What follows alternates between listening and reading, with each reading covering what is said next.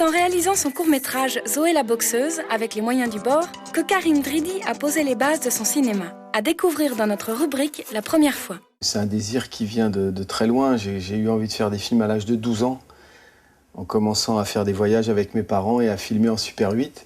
Et à l'âge de 12 ans, je voulais être réalisateur déjà. Donc j'ai commencé à monter dans ma cuisine des films en Super 8. Et puis après, j'ai fait des films avec ma sœur, avec mon père. Je les mettais en scène avec mes parents.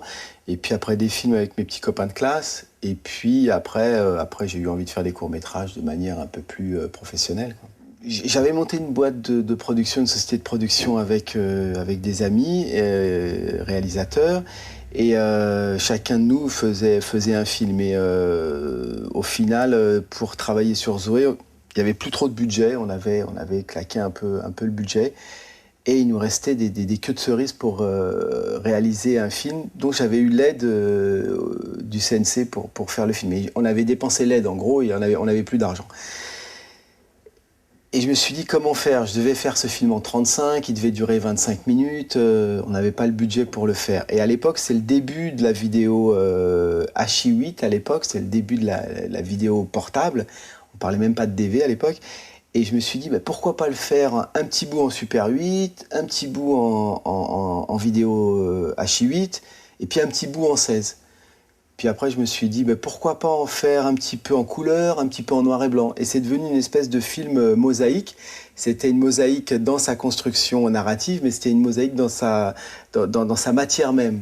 Donc on a fait ça avec des bouts de ficelle, des restes de films Super 8 qui restaient dans mon frigo, des chutes de 16 mm que les productions nous avaient données, et puis de la vidéo qui coûtait rien du tout, de la Hi8, quoi. Donc je tournais Zoé la boxeuse essentiellement à Pigalle, avec des gens de la rue, avec des gens qui avaient joué une fois ou deux pour des courts-métrages, enfin des amateurs ou des non-professionnels. Et là, ça a conditionné ce que j'ai fait par la suite.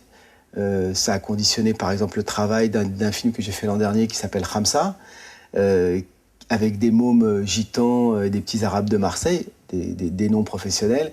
Et jusqu'à aujourd'hui, je me sers de cette expérience de Zoé la boxeuse. Donc Zoé la boxeuse a été pour moi un peu une université. C'est là où j'ai vraiment découvert le potentiel que je pouvais avoir pour raconter certaines histoires, le désir que j'avais de travailler avec des non-comédiens, avec des gens de la rue essentiellement, le désir que j'avais de tourner dans la rue, parce que Zoé la boxeuse est tournée beaucoup en extérieur, à Pigalle notamment.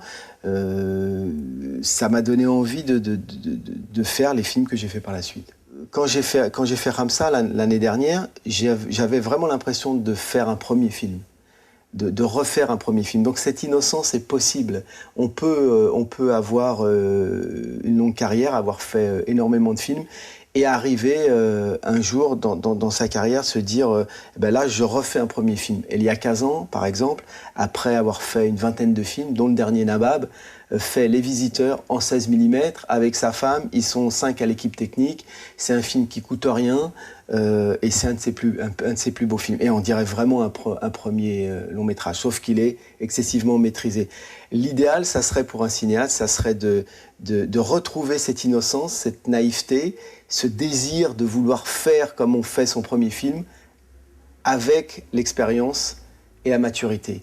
Et ça, c'est possible. Mais il faut se rappeler l'état dans lequel on était quand on faisait ses premiers films, ses premiers courts-métrages, et retrouver cette fraîcheur, cette innocence, et rien avoir à prouver, rien avoir à démontrer, juste avoir envie de faire un film, parce que c'est plus fort que tout, il faut s'exprimer.